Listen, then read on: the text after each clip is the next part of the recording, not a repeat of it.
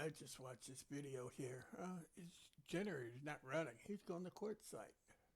Um, it would run on full choke.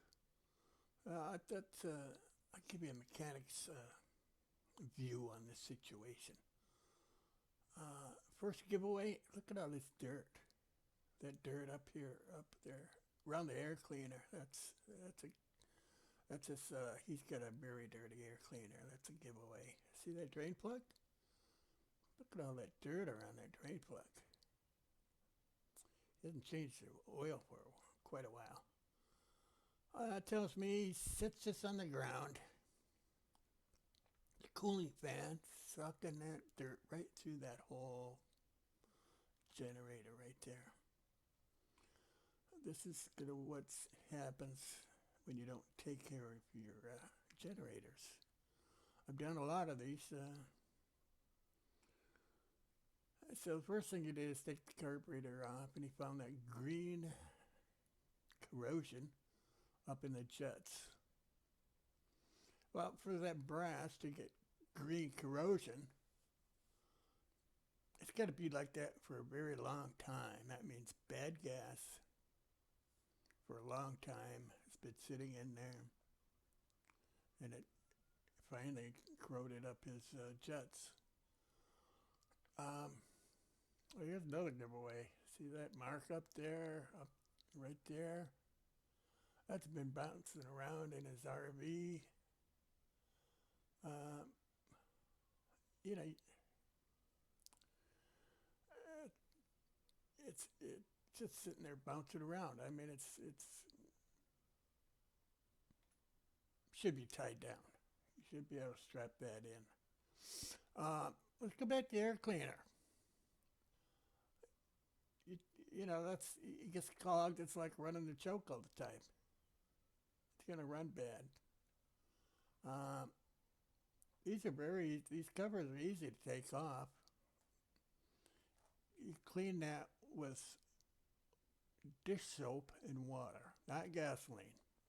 I've seen a couple situations. Well, buddy, his kid cleaned the air cleaner in gasoline and then went in the house and um,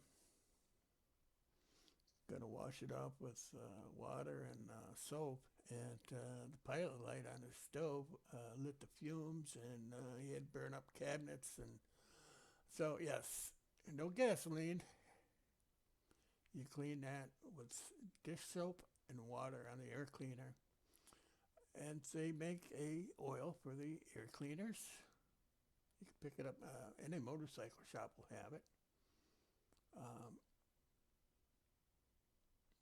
let's put some gloves on.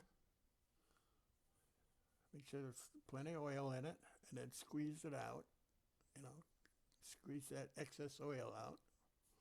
Put it back in. You're good to go. Oil.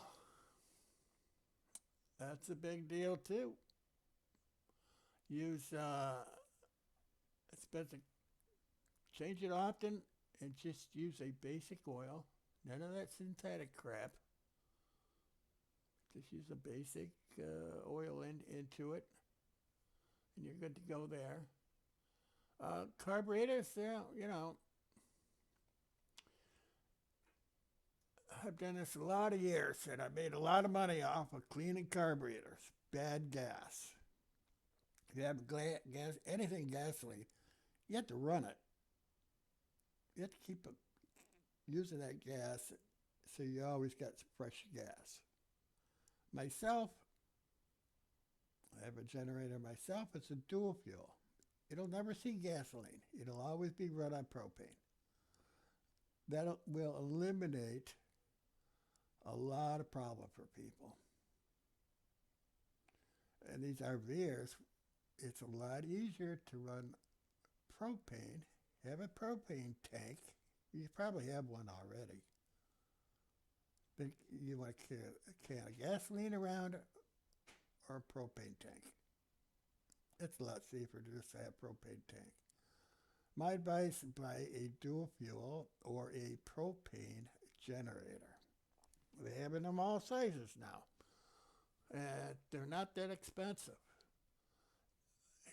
it will save you a ton of problems.